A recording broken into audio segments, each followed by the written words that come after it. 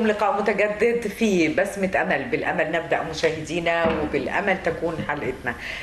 في الآونة الأخيرة طلعتنا الصحف وبعض وسائل التواصل الاجتماعي على أنه ما يحدث هو بفعل فعل. إيه هو ما يحدث؟ أنه ممكن نحن ندخل في حزام الزلازل أو في منطقة التسونامي، أو أن ما يحدث من تغيرات مناخية هو بفعل فاعل. ولكن نعرف المصادر الخاصة به. مش ممكن كل واحد فينا يدلو بدلو كده من غير ما يكون عارف المصدر الرئيسي، ومش ممكن كمان كل واحد يقول شيء من عندياته ويشكك في المتخصصين. احنا لما بنعيا بنروح للطبيب، ولما بنعوز فتوى بنروح للازهر او الكنيسه، ولما بنعوز ان احنا نعمل اعلان بنروح لحد متخصص في هذا المضمار. طيب احنا ليه لما بتظهر بعض الارهاصات الغريبه عن مجتمعنا وناس يقول لك والله انا كنت جوه البحر وشفت حاجة كده بعكس الريح وشفت مش عارفة ايه، طب ليه ما نرجعش الامر لاصحابه والمتخصصين في هذا المجال؟ ومن هنا كانت بسمة أمل الليلة. بيسعدنا أن يكون معنا على الهواء مباشرة دكتور ربان أحمد مجدي خضر، مساعد عميد كلية النقل البحري والتكنولوجيا للشؤون الدولية واستشاري تقييم الأثر البيئي للمناطق الساحلية. أهلا وسهلا. طبعا بيشرفنا أن يكون معنا الأستاذ الدكتور أيمن عبد المنعم الجمل، المدير السابق لمعهد بحوث الشاطئ وأستاذ الجيولوجيا البحرية. أهلا وسهلا يا دكتور. وبيسعدنا أيضا أن يكون معنا الأستاذ الدكتور محمود إسماعيل، استشاري الجيوفيزياء بالمعهد القومي للعلوم البحار والمصائد. أهلا وسهلا بك يا دكتور. وبيسعدنا أن يكون معنا أيضا الأستاذ الدكتور طارق الجزيري، أستاذ علوم البحار الفيزيائية بالمعهد القومي لعلوم البحار والمصائد. أهلا بكم جميعا معنا على الهواء مباشرة. أكيد أنتم عايشين زي ما احنا عايشين، وبتشوفوا السوشيال ميديا قد إيه كانت بتتكلم عن إن ما حدث في الأيام الأخيرة والشتاء وكل ده حدث بفعل فاعل، وناس كتير تؤيد وناس كتير تعارض، لكن حد فينا عنده أو يملك المعلومة العلمية؟ لا أظن. تعليق وتعقيب حضرتك سيادة الأبطال. طبعا انا ببدا حواري طبعا بشكر حضرتك على اهلا وسهلا، نورتنا. الساده ضيوف حضرتك الافاضل اللي هم هامات وقامات في البحث العلمي وفي تخصصاتهم. انا طبعا ربان، معايا شهاده ربان سفينه من سنه 2003. عندي 20 سنه خدمه بحر، منهم 15 سنه على ظهر السفينه من طاقم وربابنة وكباتن السفينة، و5 سنين لتدريب الطلبة في ظهر السفن. نحن لا ننكر التطور العلمي والتكنولوجي اللي بيحدث في العالم كله، وفي ملفات كتيرة قوي احنا لا نعلم عنها موجودة في مراكز البحث العلمي في العالم، لكن احنا لا نستطيع أن نجزم حدوث أي ظاهرة دون أن يكون عندنا شواهد علمية صحيحة ومثبتة، وبالبحث العلمي طلع نتائج إن دي بتؤدي إلى ظواهر معينة. طب دكتور أيمن، هل لدينا بحث علمي أو بعض الشواهد اللي بتؤكد إن ما حدث هو من صنع البشر وليس من صنع الطبيعة؟ عموما احنا في بحوث الشواطئ جاذبه، شغلنا كله له علاقه بالبحر. دايما احنا كنا بنقول على شهر يوليو بالذات شهر مختلف عن بقيه الاشهر، دايما بيبقى فيه الامواج عاليه لدرجه ان احنا بنسميها ملاتم. فده الطبيعي ان في شهر يوليو يكون فيه امواج عاليه، انما طبعا حته ان بفعل فاعل دي لا، ده الطبيعي.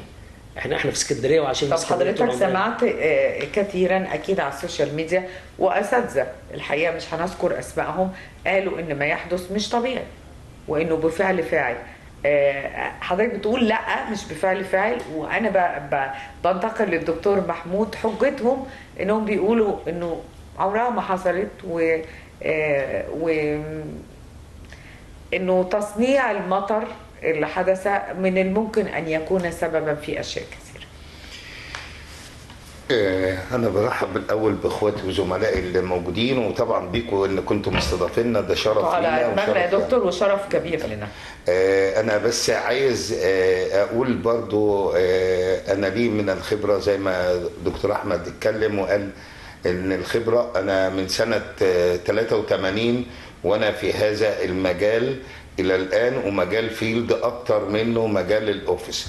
اللي أنا عايز أقوله إن الناس قالت ان مصر دخلت حزام زلازل، الناس دي بفعل فاعل. الكلام ده كله كلام خاطئ. لما نرجع لمعهد البحوث الفلكيه والجيوفيزيقيه هنجد الدكتور طه رابح اعلن صراحه ان احنا خارج حزام الزلازل، لان بمنتهى البساطه ان البحر الاحمر لما بيحصل له انفتاح بمقدار 2.5 سنتيمتر كل سنه، يعني 1.25 سنتيمتر في الجانب الواحد، يبقى قارة أفريقيا بتروح زي المقص، بتروح تخبط فين؟ بتخبط في أوروبا. لما بتخبط فيها بيحصل فين؟ بيحصل الألواح التكتونية دي، بيحصل زلازل. مين أضعف أماكن موجودة؟ هي أماكن الجزر. فجزيرة كريت ديت حصل فيها زلزالين ورا بعض موجودين. الانرجي اللي موجودة فيها، الطاقة اللي موجودة اللي خرجت من الزلزالين دول، حصل ان جنبهم سترومبي او اتانا اللي هي البراكين سيمي اكتف او شبه نشطه، حصل ان الانرجي دي اتخزنت فيها، ادتني الزلزال الثالث. انا عايز اقول حاجه برضو عشان نبقى واضحين في الحته دي كويس قوي، عشان نبقى واضحين ان التسونامي خارج نطاق البحار غير العميقة. التسونامي تركيزه 80% موجودة في الهادي و10% موجودين في الأطلنطي، دي آخر أبحاث موجودة عليها، وبالتالي 10% دي منتشرة في الجزر اللي موجودة على مستوى العالم. فإحنا عشان نقول إيه هو التسونامي، هي موجات بحرية ماشي، بس جاية منين؟ مش جاية من زلازل بس، مش جاية من زلازل بس، لا، من براكين، جاية من أسباب كتيرة جدا عشان نقدر نقول عليها. فبالتالي الانرجي اللي طالعة أو الطاقة اللي جاية لازم تمتصها عمود مية كبير، عمود مية كبير. عشان كده بنقول في المحيطات عمود مية كبير عشان ينقل الطاقة دي، تنتقل من مكان إلى آخر عشان تبدأ تصطدم بالشواطئ. الكلام ده مش موجود ولا في بحر أحمر ولا بحر متوسط، دي على عودتي أنا. دكتور طارق، خليني بس أسأل في هذه الجزئية. أنا شفت بعض العلماء يعني أكدوا على أنه لا، هي بفعل فعل. فأنا مش من أنصار أن أنا أقول لا من غير ما يكون عندي حجة وقرينة. نخارع الآخر إزاي بالحجة والقرينة؟ طيب، بداية أهلا وسهلا. أهلا وسهلا بحضرتك. طبعا بأساتذتنا اللي بتشرفنا في الندوة اللي احنا بنجريها دلوقتي. الموضوع كله حضرتك مرتبط بإيه هي الأدلة اللي بنبني عليها الرأي بتاعنا. بالظبط، تمام كده. هو ده اللي انا عايزاه. يعني ايه الدليل اللي تحت ايدينا اللي يقول هل الموضوع ده بفعل فاعل او ان هو جاي من الطبيعه. زي ما دكتور احمد ذكر في بدايه كلامه ان ممكن يكون في مجموعه من الابحاث او نوعيه معينه من الابحاث احنا مش مطلعين عليها بنسبه 100%، وممكن بنشوف تاثيراتها من خلال حوادث معينه. يعني ايه مش مطلعين؟ احنا لازم نكون مطلعين لان احنا ده مجال تخصصنا. ده مجال تخصصنا. لكن انا ممكن اكون في مؤسسه بحثيه بقوم باجراء بحث معين مش منشور للعالم، للمجتمع العلمي نفسه. اوكي، تمام. لكن ايه اللي تحت ايدينا اللي يخلينا نقول ان الموضوع ده مش الظواهر اللي احنا بنتكلم فيها دهيت ما هياش بفعل فاعل؟ ان احنا في عندنا مصطلح اسمه التغيرات المناخيه. التغيرات المناخيه احنا اذا جينا اتكلمنا في ابسط مثال احنا شايفينه دلوقتي، احنا كنا الاول في منطقه البحر المتوسط كلها كان عندنا ترم او مصطلح خاص بحوض البحر المتوسط اسمه مناخ البحر المتوسط، اللي هو كنا بندرسه في الجغرافيا زمان ان مناخ مصر حار جاف صيفا، ده فيه ممطر شتاء. الاجواء العامه للمناخ والعوامل المختلفه اللي بتؤثر في مناخ البحر المتوسط اتغيرت، وبالتالي بقى المصطلح ده حتى في التعبير بتاعه دلوقتي ما بقاش مصطلح علمي بنسبه 100%.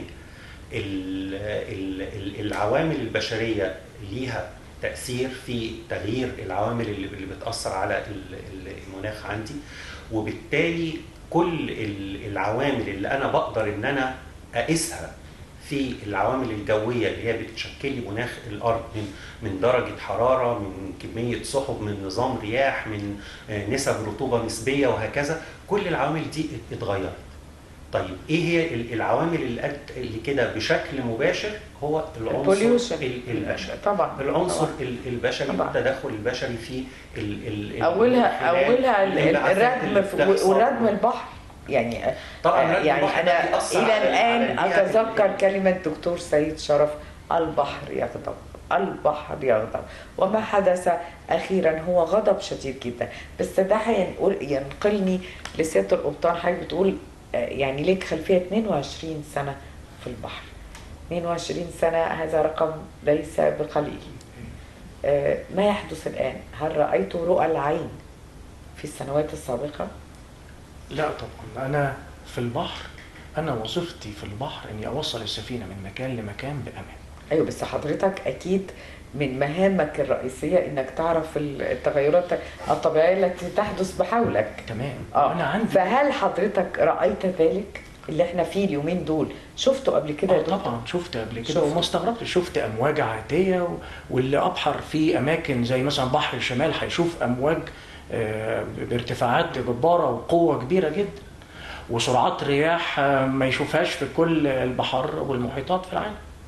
لكن انا هل انتقلت الى البحر المتوسط هذه السرعات؟ لان الدكتور محمود بيؤكد انه ده ما حصلش.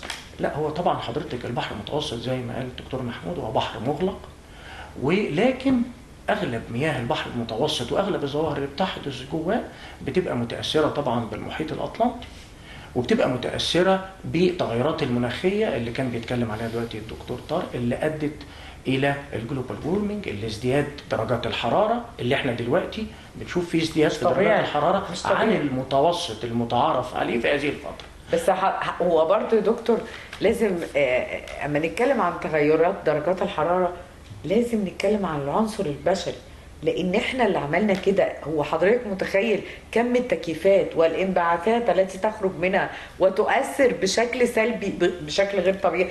الاخضر اللي ما بقاش موجود، ارجع بالزمن شويه كده هتلاقي ان في بيتكم كان في قصيص من الزرع، في زرعه بسيطه وفي شجره.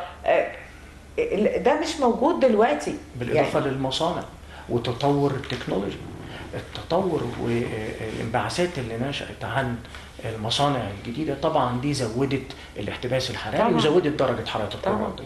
أنا برضو هرجع أستأذن حضرتك، أنا وظيفتي في البحر إن أنا أوصل السفينة من مكان لمكان بأمان.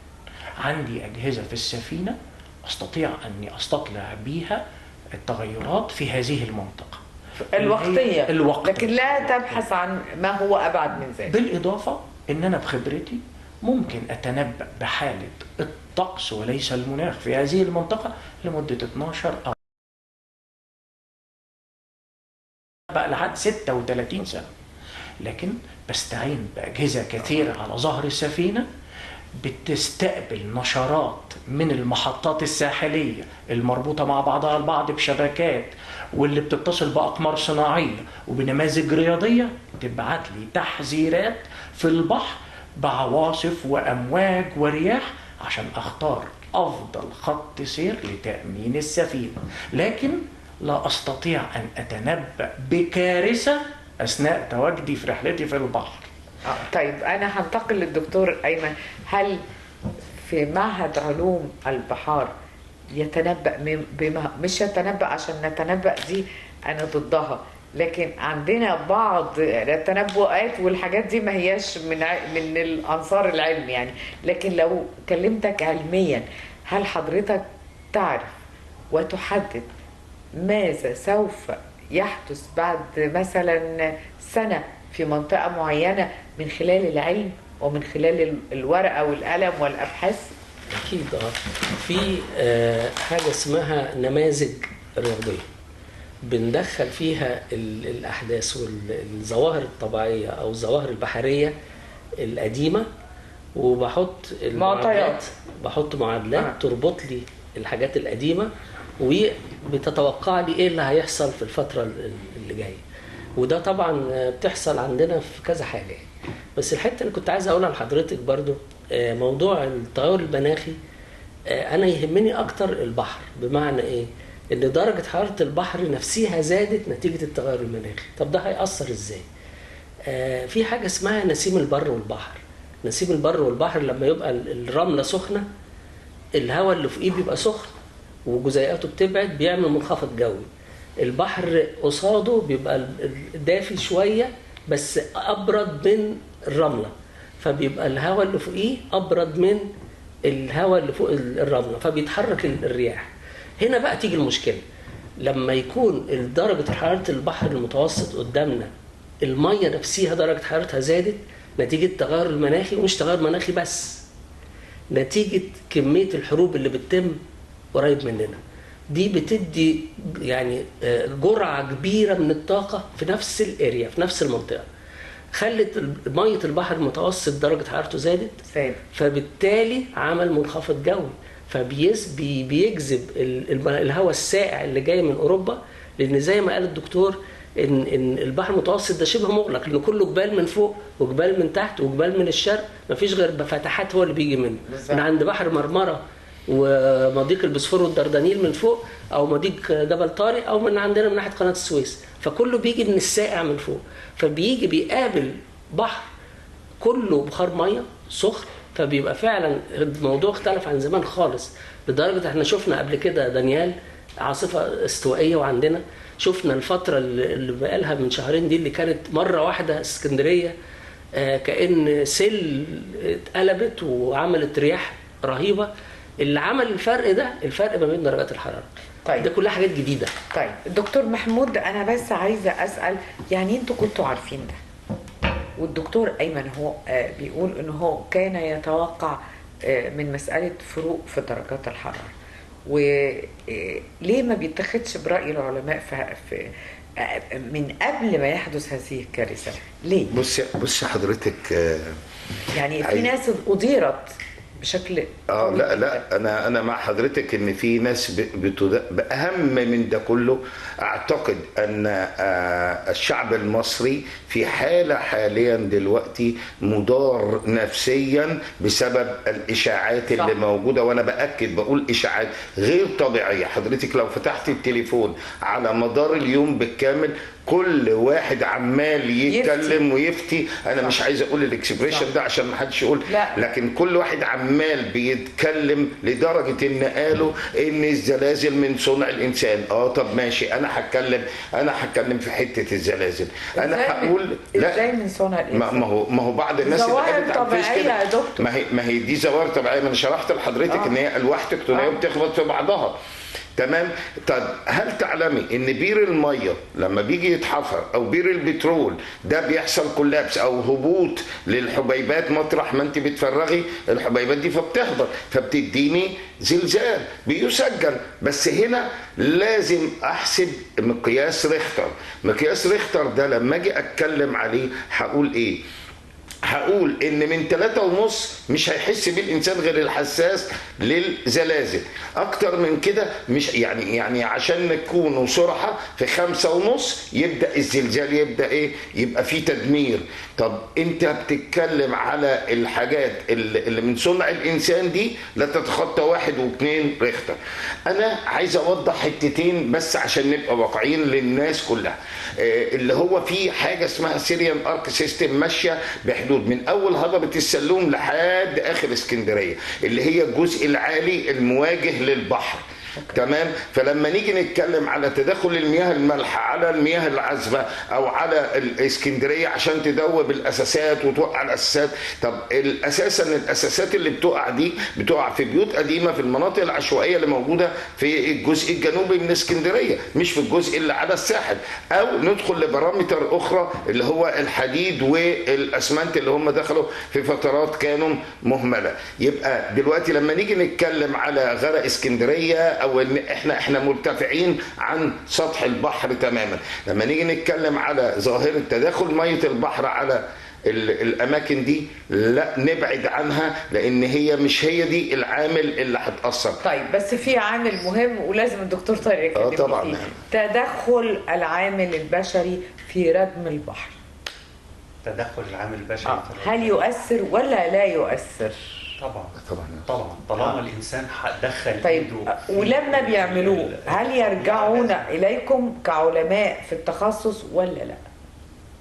يا دكتور صراحة يعني لا خلاص كده هو. بس برضو هنأكد، انا اخويا الدكتور طارق طبعا ده اخ فاضل، انا عايز اكد برضو زي ما قال دكتور ايمن، الماثيماتيكال موديل او الموديل الرياضي او النمذجه الرياضيه بندخل فيها مثلا 10 بارامتر، وانا كنت بتناقش مع دكتور طارق واحنا جايين، احنا بندخل 10 بارامتر نثبت 9 ونحرك 1 ونشوف، لكن في الطبيعه في 500,000 بارامتر داخلين مع بعض، لان قدره الخالق هي اللي بتحركنا بقى. ايوه عشان كده ما ينفعش نردم، ما ينفعش نقول نمذجه برضو هي اللي ناخد النموذج السيء. لا يا دكتور احنا هو مش النمذجه ده، احنا هو لما حصل احنا قدرنا، هو حصل بالفعل يعني هو حصل والمسائل كانت صعبه جدا وما زلنا بنردم، يعني هو المشكله ان احنا ما زلنا بنردم. احنا اتناقشنا في حكايه سبورتين الصغيره ان البحر كان فين وبقى فين دلوقتي. اتفضل يا دكتور. اي حاجه بتتم في الساحل لازم بتعرض على حاجه اسمها اللجنه العليا للتراخيص. اللجنه العليا للتراخيص ديت بتبقى فيها ممثل فيها وزير الري، معالي وزير الري، معالي وزيرة البيئة، بس ما اعرفش مين اللي ماسك وزيرة البيئة دلوقتي، وكل المحافظين موجودين في اللجنة دي، يعني عشان ياخد ويبتدي يعمل أي حاجة، سواء بقى بيعمل امتداد في الساحل، سواء بيعمل جراين أو ألسنة، سواء بيعمل أي شكل، لازم بياخد موافقة، فده إجباري. ايوه يعني في علماء وافقوا على الردم. بس كده كويس قوي ان حضرتك قلت لي كده. الطيارات البحريه كلها بتتغير وكل السيستم الرجيم كله بيتغير بتاع. طب خلاص يا دكتور، هو في علماء وافقوا على الردم، ودي في حد ذاتها كارثه كبرى، لان ما حدث في الردم. في المشروعات دي يا دكتور ايمن اعتقد ان بيبقى مش مجرد راي العلم بس هو اللي بيكون المتحكم في شكل نهائي في القرار، لازم بيبقى الرؤيه السياسيه يعني البلد عايزه تعمل ايه، المشروع ده هيتعمل ولا لا. حتى اعتقد ان حتى لو العلم قال لهم انتوا هيبقى فيه نتيجه مع الدكتور سيد شرف قال لهم من سنين الله يرحمه يعني الاراده السياسيه عايزه لا ان ده هيتعمل فهو هيتعمل.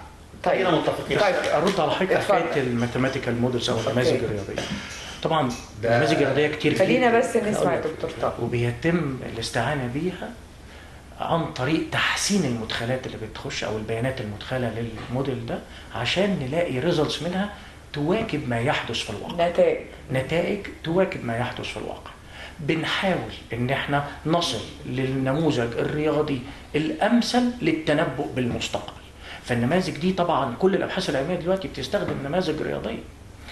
احنا لكن هل نستطيع بقى ان احنا نتنبأ بنسبة 100%؟ لا طبعا، بيبقى ليها برضو مقدار من الثقة ومقدار من التأكيد. بس دكتور اخر مشكلة في الامطار دي، لا كانت الارصاد قايلة من قبلها بحوالي 48 ساعة، او يعني انا شايفاها انه في تغيرات شديدة، لكن الناس ما اقتنعتش. ليه؟ لان احنا الصيف بدأ، فمين اللي بيكلموني عن الشتاء؟ لكن كانوا متنبئين وكانوا قايلين، لان في مش ما قالوش ما بين المحطات وبعضها البعض. يعني الدول المطلة على البحر المتوسط في المحطات المركزية الخاصة باستطلاع الطقس بتتواصل مع بعضها البعض، وبالتالي انت عن طريق اي سايت دلوقتي معتمد تقدري تتابعي تحرك المنخفضات الجوية وتتنبئي بالامطار. لكن مثلا زي ما هو سمعنا اليومين دول ان في فلودنج موجود في تكساس ومحدش تنبأ بيه، وفي قتلى وفي جرحى وفي مفقودين. يعني اكبر الدول تقدما في العلم ما قدرتش تتنبأ بالكارثه اهي. طيب دكتور ايمن، ناس كتير بتقول ان في ملفات علميه مخفيه. ملفات علميه مخفيه؟ لا دي بقى دخلنا كده في حته اسرار الدول، بمعنى ان دوله عامله نظام مثلا زي هارب مثلا، نظام عاملاه دولة زي كبيرة زي أمريكا في منطقة ألاسكا، عاملة كذا أنتنة وبتبعت الكترومagnetic راديشن، يعني اللي هي موجات كهرومغناطيسية. موجات كهرومغناطيسية لغرض معين عشان تعمل شفق في طبقات الجو يعني. فدي طبعا طب مش ده تغير يا دكتور يأثر علينا بشكل أو بآخر؟ لا علينا لا؟ على مستوى الكرة الأرضية ككل مرة واحدة لا ما يأثرش. لا لازم يكون لجزء معين، لأن هو بيبعت موجات ترددية في مجال معين، في مجال الموجات الكهرومغناطيسية دي كتير قوي. أكبر واحد فيهم في الطول الموجي اسمه موجات التردد الراديو بتاع الراديو، فده بيبعت موجات كتيرة نفس المجال ده بس، فده بيسخن المنطقة اللي فوق، بس طبعا ممكن يأثر على المنطقة اللي حواليه، انما ياثر على الكره الارضيه ككل لا صعب. طبعا صعب. طيب التغيرات المناخيه وكوب 27 وكوب 28 وكل الحاجات ديت ومؤتمرات والدنيا كلها كانت بتبص على مصر على ان احنا مضارين وان احنا هيجي لنا تعويضات وليس منح، عشان هناك فرق كبير، لان احنا مضارين مما حدث من ثوره صناعيه بشكل كبير في الدول المحيطه بينا. احنا فين يا دكتور؟ طيب انا في بعض النقاط احنا فين زي ما وعملنا ايه؟ ما انا يعني احنا عملنا مؤتمرات يعني. والناس كلها اتحضرت للارض. انا مش هشرح ما حدث في الكاب 27 الموجود في مصر كان في شرم الشيخ، انه ده كان خير دليل هي واكتر منها، ولا تعويضات ولا الكلام ده كله. لا بس انا احنا مش تعويضات، ما تمتش الكلام دوت، لان ما عرفناش نطالب لا المال في ايد ناس معينه مش هتقدر تديها لك وقت ما عايزه وهتحجبها وقت ما عايزه. بس انا عايز اعقب على دكتور طارق في حكايه اختلاف الشتاء. حضرتك الخطوط المداريه لو نفتكر ان احنا في فتره الصيف اللي فات ان الشتاء كان كميته في الصحراء الغربيه، في جنوب الصحراء الغربيه كان كميته كبيره. انا عشت سنين في المنطقه ديت، في منطقه جنوب الصحراء الغربيه، سنين طويله، رساله ماجستير ودكتوراه وحاجات كده فيها كتير قوي قوي وابحاث كتيره جدا فيها. كان فيها طبعا جفاف مش عادي، ده ندرة وهمي، لكن كميه المطر اللي طلع الخط المداري انه طلع تخطى خط عرض 23، لان احنا اخرنا عند 22، طلع لاقصى من 23، يبقى بالتالي دخلنا فين؟ دخل فينا شتاء موجود او كميه مطر كتيره دخلت داخل حدود مصر وبالاخص في المناطق الصحراويه. طبعا ده لخزان المياه الجوفيه اللي بيسمى الحجر الرملي النوبي، ده شيء طبعا بالنسبه لنا بيبقى شيء جميل وشيء ممتاز جدا. انا عايز انوه لحاجه كمان عشان نشوف التنبؤ زي ما قال دكتور احمد الكلام دوت ودكتور ايمن قالوا على دانيال، اعصار دانيال. المفروض او حسب الموديل ماثيماتيكال موديل بيقول انه كان هيوصل مصر، جاء عند دارنا وراح جاي واقف ونزل دارنا في ليبيا جاء في الجنوب ونزل كل الكميه اللي فيه. اول ما قابله اصلا وادي دارنا ده وادي ضيق، فبالتالي مع كميه المطر الموجوده كسر اول سد موجود اللي هو سد الوسطى، وبعدين دخل على السد الثاني اللي عند البلد نفسه اللي هو الفان او المروحيه بقى فتحت على الساحل، الجزء اللي فتح على الساحل عفوا سد البلد ده اتكسر، فكميه الميه كلها دخلت. اذا الماثيماتيكال موديل تعالوا بقى نحسبها، ادي موديل اهو ومحسوب وهيخش مصر، راح جاي واقف عند مين؟ عند ليبيا لسبب علمي. اتفضل يا دكتور ان لو شفتي حضرتك الخريطه بتاعت ليبيا وبتاعتنا هتلاقي ليبيا ليها زي هيد لاند جوه كده كبير، واحنا جاي كده. فنفس اللي احنا قلناه من شويه بتاعت نسيم البر والبحر، الحته اللي فوق الارض اسخن من الحته اللي فوق البحر، فالمفروض كان ينزل لنا على طول. له سبب علمي وكمان في حاجه اسمها الجبل الاخضر كان ورا، فهو راح للارض ما راحش للبحر، كان المفروض ينزل لنا. كان متوقع يا دكتور؟ ما هو ده الطبيعي. ايه ده دانيال كان متوقع انه هيخش لمصر؟ لا ده الطبيعي، وقف عند ليبيا. يا فندم ده الطبيعي انه يروح للحته اللي فيها الارض بتاعت ليبيا العاليه دي، فراح لها فعلا.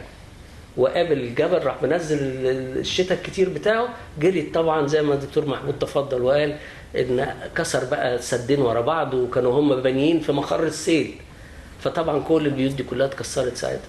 أبطالنا، عايزة أسأل عن تقييم الأثر البيئي وما يحدث حولنا من مشاكل ليس لها حصر، وإزاي إحنا نبتدي ناخد بالنا قوي، مش لنا بس، لولادنا. التلوث والتأثيرات المناخية والتغيرات طالت الجميع. طبعا طالت الجميع، ولكن احنا برضو ما ينفعش ان احنا نشتغل لوحدنا. يعني احنا داخلين وسط منظومة عالمية بدأت تاخد احتياطات واجراءات. المنظومة العالمية لم تعطينا حقنا. احنا يجب ان يكون لنا تعويضات. ناس كتير جدا كانت تتخيل ان مصر من الدول الملوثة، ولكن الحقيقة اتضح ان احنا مش من الدول الملوثة، احنا مفعول بنا وليس فاعلين. لا، وبعدين احنا نسبة الانبعاثات اللي بتطلع من مصر بتمثل في بالنسبة للمجموع العالمي 6% بالظبط، ولا حاجة. ما جبناش حتى 1%. أين نحن بقى من ألمانيا، من الدول الصناعية الكبرى؟ لا، في عندنا مشكلة، احنا مفعول بنا. طيب بما اننا احنا مفعول بنا واحنا تحضرنا للأخضر وابتدينا ناخد بالنا من الأخضر، احنا حقوقنا فين؟ نجيبها ازاي؟ حضرتك متخصص في التأثير الأثر البيئي. يجب أن يكون هناك، احنا مش هنقعد نتكلم بعضنا، احنا لازم ننفتح على الآخر ونكلمهم انه بالفعل احنا مضارين. ومصر بدأت تدخل في مشاريع كتيرة برضو مع دول الاتحاد الأوروبي للهيدروجين الأخضر واستغلال الطاقة النظيفة يعني وسيلة بديلة للوسائل التقليدية اللي فيها انبعاثات بتضر بالبيئة. لا، احنا برضو الحمد لله مؤخرا بدأنا نتجه لاتجاهات حديثة بدعم برضو من دول الاتحاد الأوروبي، دعم مالي قوي طبعا. فعلا؟ طبعا في مشاريع هتبدأ تقام، وفي بعض المواني دلوقتي بدأت تعمل إجراءات للتحول الأخضر، مينا شرق بورسعيد، مينا دمياط، وطبعا هم يعني يقدروا يتحدثوا عن التغيرات دي أكتر مني يعني. لكن هو في إجراءات احنا برضو بناخدها على قد إمكانياتنا. ما تنسيش حضرتك برضو احنا في مرحلة انتقالية طبعا، وفي مشاكل كتيرة جدا. دي مشكلة ماشية برضو معانا بنعالجها من ضمن مشاكل كتير. بس دي مشكلة جوهرية. طبعا التغيرات يعني المناخية وتأثير وتقييم الأثر البيئي ده موضوع جوهري، مش هيأثر بس علينا، ده هيأثر على المنسوجات، هيأثر على المواد الغذائية اللي بناكلها، يعني طبعا. تأثير باين وواضح. خليني أسألك يا دكتور أيمن، فعلا احنا عندنا خلاص داخلين في ان احنا ناخد من الاتحاد الاوروبي ولا لسه لم يقر؟ احنا عندنا في معهد بحوث الشواطئ في مشاريع شغاله في اللي بيسموه الجرين فاند. عاملين مشروع بحيث نشوف موضوع التأقلم مع التغير المناخي، وبنشوف فين المناطق الضعيفه على مستوى ساحل مصر، وحددنا 5 مناطق وابتدى الشغل فعليا. والجرين كلاينت فاند ده عامل مبلغ تقريبا على حسب ما اتذكر 31 مليون دولار، يعني مبلغ كويس جدا. كويس. على اساس ان يعملوا المشروع ده وشغالين فيه يعني بقوه حاليا. انما حضرتك اثرت موضوع الكوب 27. كان في فتره من فترات وشغاله لحد دلوقتي حاجه اسمها المبادره المصريه للمشاريع الخضراء الذكيه. دي كانت البدايه عند كوب 27، وقالوا على مستوى مصر كل محافظه تقدم مشاريع، وعلى اساس لما نروح في كوب 27 نقول لهم يا جماعه احنا عندنا افكار مشاريع كتيره عشان تمول. وفعلا واحنا الحمد لله ساعتها كنا احنا عملنا الايرلي وورنينج سيستم، النظام اللي هو الانذار المبكر. وكسبنا الحمد لله على مستوى اسكندريه، وكسبنا على مستوى مصر، كنا الاول على مستوى مصر، ورحنا كوب 27 وحضرنا. كان في مجموعه كبيره من المشاريع، بس حته بقى ان هم يمولوها ولا دي كانت جزء سياسي بقى، كان بعيد عن طبعا. دكتور محمود، هناك بعض الاتهامات ان علماء مصر بيهدوا الاجواء، وانه انا مش عايزه اقول اتهامات ولكن اختلافات في وجهات النظر. انه الاساتذه يعني بيهدوا الاجواء. انا مش ضد ده على فكره، حتى لو دي حقيقه، فانا ليه اثير الراي العام؟ ما هو اللي حصل هيحصل، فانا ليه اثير الناس؟ وتحديدا ان انا مهما حاولت حضرتك تفهمني دلوقتي انا بفهم القشور، لكن سنوات عمرك التي قضيتها داخل محراب العلم صعب جدا ان اصل انا او حد من اللي بيشوفونا لها. طيب بص حضرتك، انا عايز اقول حاجه. يعني من يعرف شخص محمود اسماعيل يعلم جيدا انه ما بيعرفش يزوق. انا ما بعرفش ازوق، ما بعرفش اجامل، ما بعرفش اتهدد، عشان زي ما بعض الناس في الفيس قالوا كلام زي كده. بص حضرتك، انا عايز اقول حاجه عشان نكون هو في مجموعه مع ومجموعه منسحبه. خلينا بس نركز. انا بتكلم، احنا اتكلمنا بما يرضي الله، اتفقنا من قبل ما نيجي هنا ان احنا هنتكلم بما يرضي الله، هننقل صوره فعليه، والا كن في بعض النقاط ما كناش ممكن نعرضها، كان ممكن ما نقولهاش، ولكن احنا قلنا اللي هي مقفول عليها في ادراج ابحاث لسه بتنظر، لسه دي احنا ما نعلمش عنها حاجه، غيرنا بيعملها في الخفاء، ده خارج مصر يعني. فبالتالي احنا اتكلمنا في دي. ما احنا لو احنا بنجامل او احنا بنهدي او احنا بنعمل ما كناش هنقول الكلام ده. انا عايز برضو بس هقول حتتين كده من مواضيع التهدئه اللي بعض الناس قالت هدوء لما حصل. يا دكتور وايه المشكله في ما هو ما فيش، انا مقتنع يعني. انا عايز اعرف، هو اثاره الراي العام والفكر الجمعي القطيع هو ده الحاجه. ما هقول لحضرتك على حاجه بمنتهى البساطه. لما بتقوم حريقه، تمام، لو الناس مش هاديه وواخده وعي بيئي بيدوسوا على بعض، يبقى نسبه الوفيات اكتر. طب ما انا لو اوعيهم للزلازل هيبداوا يواجهوا وياخدوا ممرات معينه وممرات ثابته عشان يقدروا يتحركوا. طب انا هدخل في حته الزلازل دي جزء صغير كده، صغير قوي. لما حصل زلزال كريت كان 6.2 و6.4. الكلام ده لما جاء زملائنا واخواتنا في معهد البحوث الفلكيه والجيوفيزيقيه، ناس على قدر من العلم، المستوى العالي جدا للامانه يعني، فدلوقتي قال 6.2 او 6.4، بس هو ما ذكرش وصل لنا على بعد من 700 ل 1000 كيلو متر، وصل لنا الزلزال بقوه كام؟ انا اتكلمت على الريختر قد ايه. طب وصل لمصر كام؟ 4 و6 4 و7 4 و9، هو ما ذكرهاش. اذا احنا هنحس بيه قليلا من الناس اللي حست بتاثير الزلازل. لا مش قليلا، لا مش قليلا. لا. انا واحد من الناس كنت نايم يمكن. ماشي بالظبط كده. طيب اللي انا كنت صحيه وحسيت لا يعني انا استشعرت ان انا دايخه. طيب مش زي اكيد حضرتك مش زي زلزال حسيته. طب هقول لحضرتك يعني مش زي زلزال 92. لا 92 يا دكتور، ده الدنيا كانت. طب اقول لحضرتك على حاجه. 92 كان 5.9. بالنسبه لزلزال كريت كان 6.2 و6.4. ايوه كان لا دكتور والنبي خليني افهم. حضرتك بتقول على زلزال كريت وزلزال 92 حدث في مصر.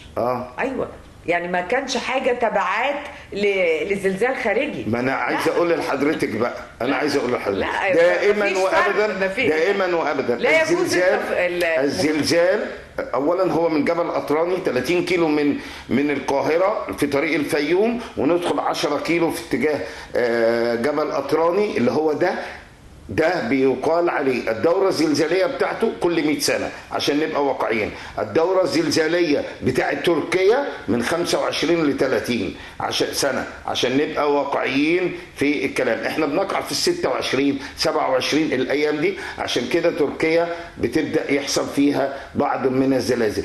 الزلزال بتاع جبل قطراني ده كل 100 سنة.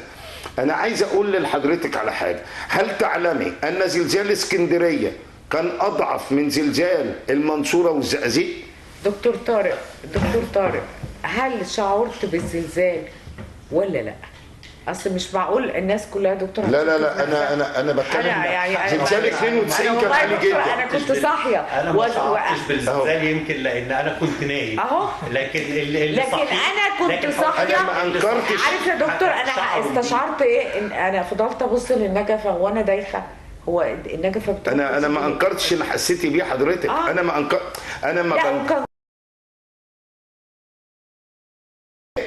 لا انا انت عارفه تركيا اذا كان كنت حضرتك بتؤكد ان احنا مش منطقه زلازل، ايوه انت عارفه، انت بتقارني بتركيا لا ليه؟ انت عارفه تركيا في المسافه اللي بينك وبين تركيا تقريبا زي كريت، نقول المسافه زي كريت.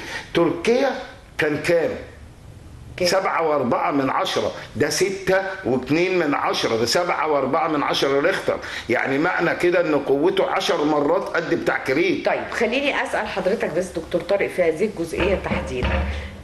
ناس استشعرت بيه اللي صحيح، ومش ممكن كل الناس دي تكون جالها لا لا لا لبس لا يعني انا بقول لك انا عن نفسي، ما هو لو وصل 4 و9 يبقى برضه هتحس بيه. ما حدش قال لي. طيب انا ايه اللي يؤثر عليا بشكل ايجابي من الدول المحيطه لو حصل فيها زلزال؟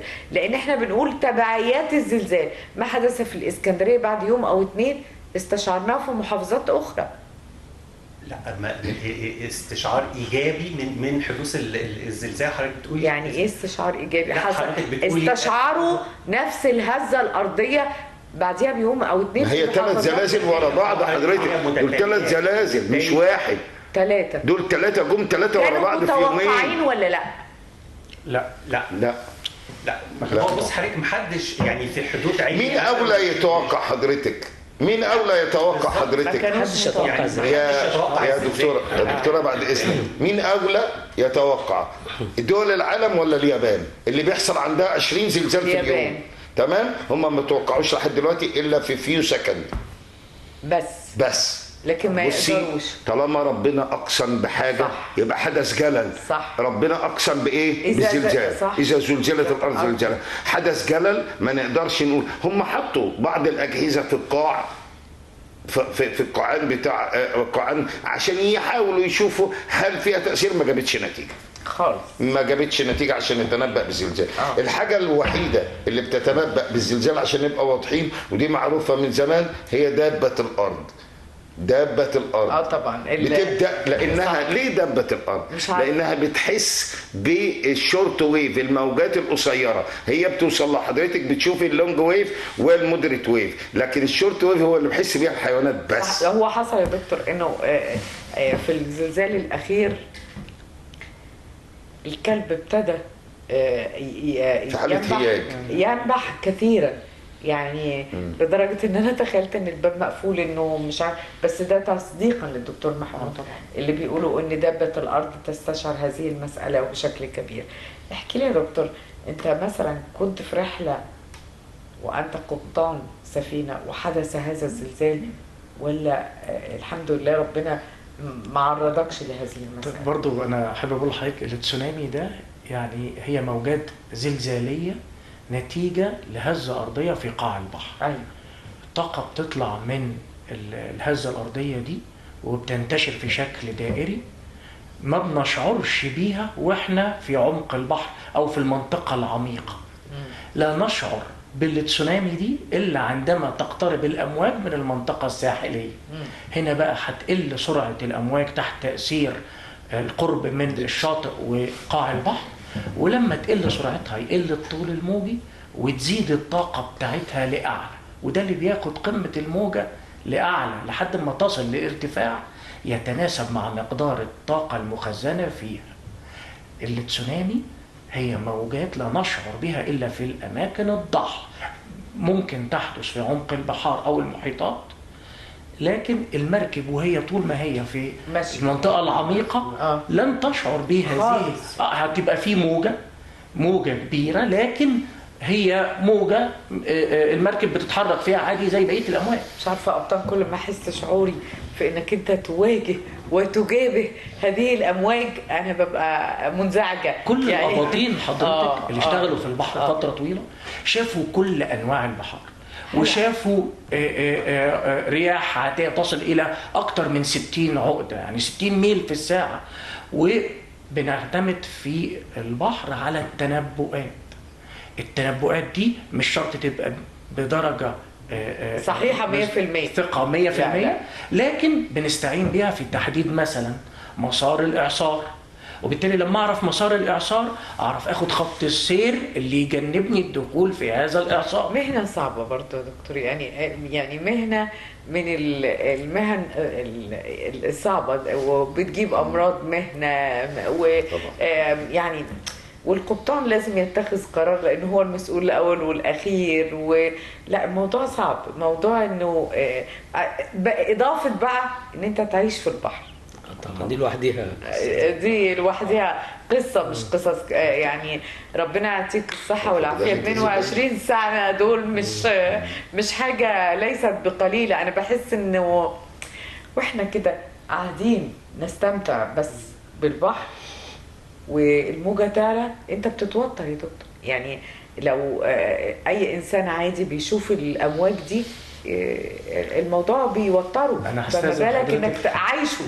إن دلوقتي سمعنا يعني إن في كثير من الشواطئ أغلقت الشواطئ للمصيفين عملية السباحة، مش علشان الأمواج عالية، علشان في كثير من المصيفين ممكن ما يبوش على درجة من الكفاءة في السباحة. لا البحر ملوش كبير ولا سباحة ولا مش سباحة. القرار مش مرتبط بأن في أمواج غريبة أو أمواج عاتية، لا، هو بس تحسبا ان في ناس بتنزل، فحفاظا على امن المواطنين تم اغلاقها، ومش تم اغلاقها بصفه دائما. طيب من حوالي 3 ايام كده حد قال لي ان طبعا شاطئ ستانلي من الشواطئ اللي الناس كانت بتنزل فيها 24 ساعه، انه في قرار الناس ما تنزلش بعد الساعه 8. ليه؟ لا هو في بعد المغرب لا. ليه يا دكتور؟ اساسا ليه؟ ليه بعد المغرب لا؟ يعني كناحيه يعني امنيه. لا يعني لا رؤيه قصده رؤيه مش امنيه يعني عشان شرطيه رؤيه للرؤيه. يعني القانون المصري بيقول ان الفتره الزمنيه بعد المغرب المفروض ان حرس الحدود هي المسؤوله عن الجزء ده.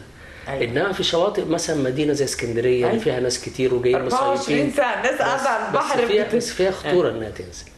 انما خلينا نتكلم بعد استني يا دكتور مقفول يعني ده حوض يعني ستانلي ما عندوش. ايوه بس البحر بس مش الحوض، احنا بنتكلم على البحر. لا انا بتكلم حضرتك مش الحوض. على هو دكتور ايمن بيتكلم على البحر مش المفتوح. مفتوح الساحل عموما كله. ده في نقطة تانية اللي هي حتة الايه يعني احنا بنسمي حاجة اسمها الأحداث الجامحة اللي بتحصل للبحر. موج عالي قوي، موج في ران اب كتير، في موج يعني بشكل غير طبيعي، في إعصار مرة واحدة، في حاجة. عشان كده احنا بنعمل الايرلي وورنينج سيستم اللي هي الإنذار المبكر. فالإنذار المبكر مش أنا بحط سنسورز، بحط أجهزة تقدر تعرف ارتفاع البحر قد ايه، المترولوجي حاجات سرعه الريح بقت قد ايه، اتجاهها قد ايه، كل الصفات اللي هي الظواهر دي اللي تفيدني ان هيحصل حاجه بعد فتره زمنيه قد كده. الاهم من وضع السيستم ده اللي ما فيه استراتيجيه. لو حصل مثلا زلزال في كريت هتجيلي الموجه بعد ساعتين، يبقى لازم في خلال الفتره دي الانذار المبكر ده يديني سيجنال يكون الناس عارفه يا جماعه خدوا بالكم هتيجي موجه بارتفاع كذا. أيوة. يبقى اذا ما حدش يروح في خط الساحل ده خالص. صح. كل العربيات اللي في خط البحر دي تخش جوه. أيوة. ما فيش حد يتمشى على البحر في الوقت ده، خطه اخلاء. وفي نفس الوقت يبقى في بالنسبه للاسكندريه كاسكندريه سكاننج او عمليه مراجعه لكل البيوت القابله اللي هي القديمه او اللي عايزه صيانه رهيبه. السقوط. القابله للسقوط دي هو دكتور مش هي دي بس، هو دكتور محمود اكد على جزئيه انه في فتره كده الحديد والاسمنت كان فيه مشكله. ولو حضرتك كده كان عندك جوله على الكورنيش هتشوف ان كل او 90% من اول صف لازم يتصين كل سنه والا هيتحلل. حضرتك البيت نفسه اذا كنتش تبيضه وتشيل الخشب العادي وتحط خشب شيش يعني ايوه خاص اللي هو بتاع المراكب ده انت هتعاني. انا ساكن على البحر يعني في نفس الشارع بتاعي بيتين يعني ايه ساعه ما جت العاصفه يبقى حضرتك في كيلوباترا، يبقى حضرتك انا في كامش زهر فقلت ربنا يستر ان البيوت دي ما تقعش ولا بلكوناتها تقع زي ما حصل في بيوت فعلا بلكوناتها وقعت على العربيات وعملت. عايزه اسال حاجه يا دكتور محمود، في ظاهره غريبه جدا برضو شفتها. كان زمان الموج لما بيطلع ميه، النهارده بيطلع برمله. ليه رمله ورمله كثيره؟ ليه؟ ايه اللي حصل خلى الموج العالي ده برمله مش ميه؟ تمام. احنا زي ما الدكتور احمد قال، احنا مش بنجامل، احنا بنتكلم يعني لما بنتواصل حبال الافكار مع بعض. ان لما ردمنا الرمله بتتراجع شويه، موجوده دلوقتي قريبه من الشارع، فبالتالي الموجه لما بتيجي بتقلب معاها رمله، فبالتالي بتبدا تقلب وتطلع على الشط محمله بالرمال اللي موجود. بس انا في حته حضرتك انا نسيتها وحضرتك بتتكلمي على اللي هو بفعل الانسان بتحصل زلازل.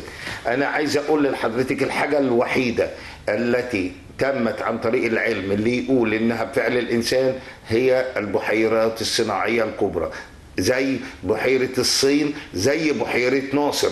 لما نيجي نحسبها طول في عرض في ارتفاع، اللي هو حجم مثلا بحيرة ناصر، طول في عرض في ارتفاع في كثافة مية، يديني وزن ده ضاغط على حاجة اسمها المنتل او الوشاح اللي هو تحت القشرة الارضية. يبقى بالتالي بيبدأ يتحرك هذا السيمي ليكويد او شبه سائل غليظ القوام، يبدأ يتحرك للمكان عشان يستقر. لما يبدأ وهو مهزوز عشان يوصل للمكان التاني، يبدأ يتحرك كده، يهز القشرة الارضية، يعمل زلازل. الكلام ده تم في امتى؟ الكلام ده بالنسبة لمصر لما اتملى جزء من بحيرة السد العالي، لما اتملت الكلام ده في أواخر السبعينات وأول الثمانينات، كانت في زلازل موجودة في أسوان.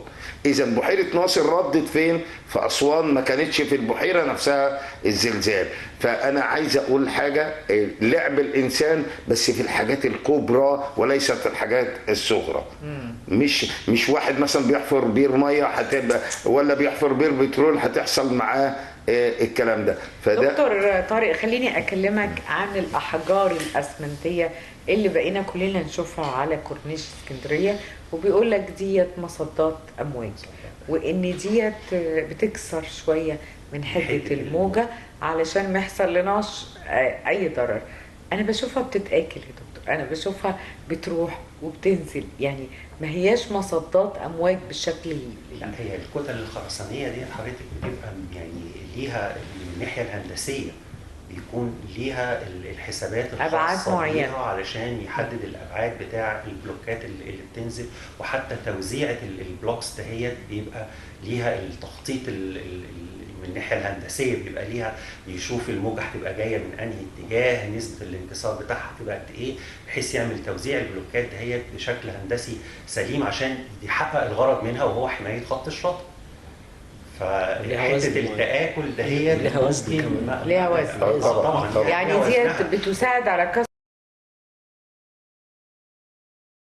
وعدم تآكل الشاطئ، بتاخد من حده انكسار الموجه، بدل ما الموجه كل طاقتها تتكسر على خط الشاطئ الرملي فبالتالي تعمل لي عمليه نحت، لا هي تتكسر على البلوكات الكبيره دهيت اللي تقدر ان هي تمتص اكبر قدر من الطاقه اللي موجوده في الموجه قبل ما توصل لخط الشاطئ. طب اذا احنا ما كناش بنينا جوه البحر ولا ردمناه، كنا محتاجين دي؟ المواني حضرتك بتتحط لها الكتل الخرسانيه يعني استكمالا للي بيقوله الدكتور طارق، علشان تعمل حاجز الامواج. حاجز الامواج ده اللي بيقلل تاثير الرياح السائده في المنطقه والامواج انها تؤثر على اتزان واستقرار المياه جوه المواني. فهي بتتحط عن طريق مهندسين الانشاءات الساحليه باتجاه معين عشان تمتص او تعكس او تشتت الطاقه. لو حضرتك تتكلم عن المواني وانا اتكلم عن الشواطئ، هل لو البشر ما كانوش تدخلوا كنا محتاجين هذه البلوكات؟ بس خلينا نفرق ما بين بلوكات وبلوكات. يعني مثلا ايه؟ يعني الدكتور بيقول انه المواني اوكي لازم لكن مواني. الشواطئ هي نفس الرد الفعل.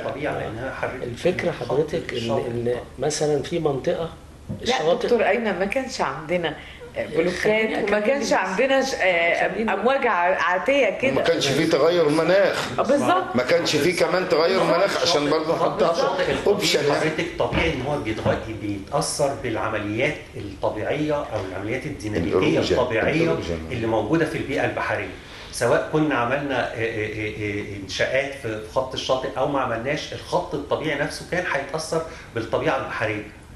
فعلشان كده البلوكات دهيت في بعض الاحيان كنا هنحتاجها، ان احنا حتى لو على خط الشاطئ الطبيعي كنا هنحتاج ان احنا نحطها علشان نعمل حمايه دي، لكن مش بنفس الكثافه. هي الفكره. هو حد بيقول لي دلوقتي يعني البحر يغضب، نفس القصه، يعني الناس كلها بتقول ان التدخل وناس متخصصين يعني هم مش عايزين يذكروا اسمائهم، لكن الحقيقه بيؤكدوا على ان مساله ان احنا نردم في البحر مشكله كبيره جدا، العاقبه بتاعتها مش احنا بس ولكن اجيال قادمه. فبنرجو ان تتوقف، يعني احنا ممكن نعمل حاجات كتيره جدا من غير ما نردم في البحر بس. عارفه حضرتك طاقه الامواج اللي مهدت الساحل قدامها على مر آلاف السنين، بحيث يبقى انتهاء الطاقة اللي موجود في الموجة دي بشكل انسيابي. لو دخلنا قابلنا الموجة دي في قدام شوية في عمق البحر، احنا عملنا خلل في انتهاء القوة أو الطاقة دي بصورة انسيابية، وبالتالي هنا بيحدث خلل في خط الساحل. بعض المناطق يحصل فيها تآكل، وبعض المناطق الأخرى يحدث فيها ترسيب، في شواطئ ظهرت وشواطئ تانية. ده الشواطئ هو مبقاش في شواطئ يا دكتور؟ يعني أين الشواطئ؟ يعني في جزء فين؟ في لكن هو طبعا قول لي احنا كنا واحنا صغيرين عندنا أعد لك كم شاطئ نستمتع بيه؟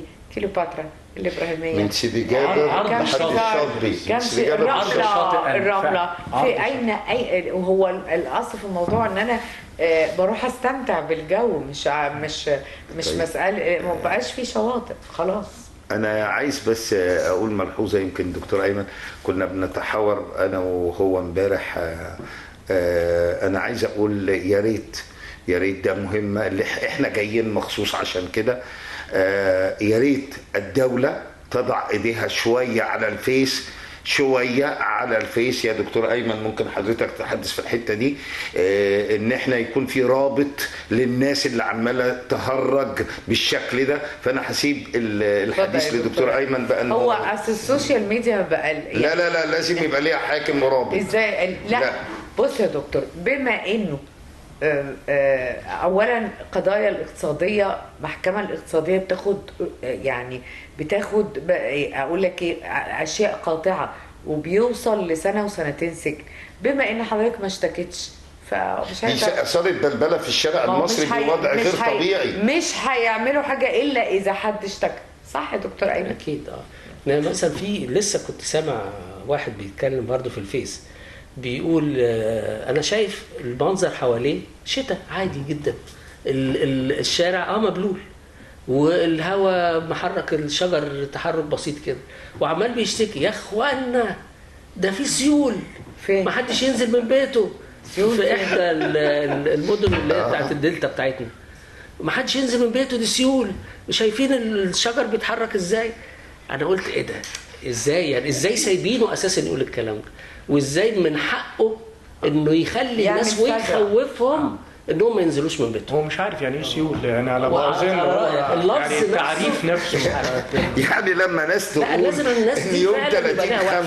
يوم 30/5 لما حصل الشتاء الساعه 3 الفجر دوت، ان الناس قالت في اسكندريه، كان الشتاء في اسكندريه وكان انتهى من مطروح وجا اسكندريه.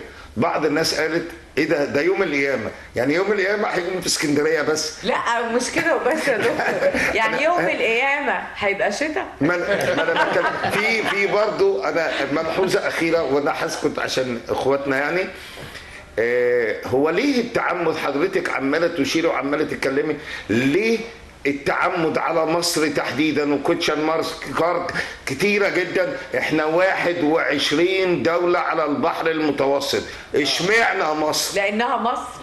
لانها مصر وتحيا مصر دائما كده يعني. انا بقول لحضرتك لانها مصر يا بس، فنرفع ايدينا عن بلدنا بالزبط. نقول لهم ارفعوا ايديكم. نورتني وشرفتني، وارجو ان هذه الكوكبه الرائعه المحترمه تأخذ هذا الموضوع على عاتقها لتصحيح مفاهيم كثيرة جدا عن ان احنا لسنا من المناطق الخاصة بالزلازل ولا التسونامي، وانه في تغيرات مناخية ايوه بنعترف بيها. احنا تدخلنا في تغيير الشواطئ ايوه بنعترف بيها، لكن رفقا ويعني مش عارفه اقول ايه، بس بمشاعر المواطن البسيط. العلماء لما بيختلفوا احنا بتنخض، فبنرجو ان احنا بس يعني الله المستعان على اشياء كثيره، ولكن رفقا بانفسكم وانفسنا، علشان احنا تعبنا من هذه المعلومات المضلله. زي ما قال الدكتور محمود ان ديت يجب ان يكون لها رقابه، وتحديدا اذا كانت تكدر السلم العام. ان انا ابتدي اترعب ده حد بيعمل لي مشكله، ده احنا معرضين لتسونامي. في واحد زميل ليا قال لي انا كنت في البحر والبحر كان بيتقلب، وانا اقول له بيتقلب ازاي؟ يقول لي فعلا والله ده انا حسيت ان حد عمل حاجه. يعني بشكركم جدا، وبرجو من كل الساده المشاهدين ان نستوثق من المعلومه، أن نستوثق من المعلومة. لما حد يقول لنا حاجة إيه مصدرك؟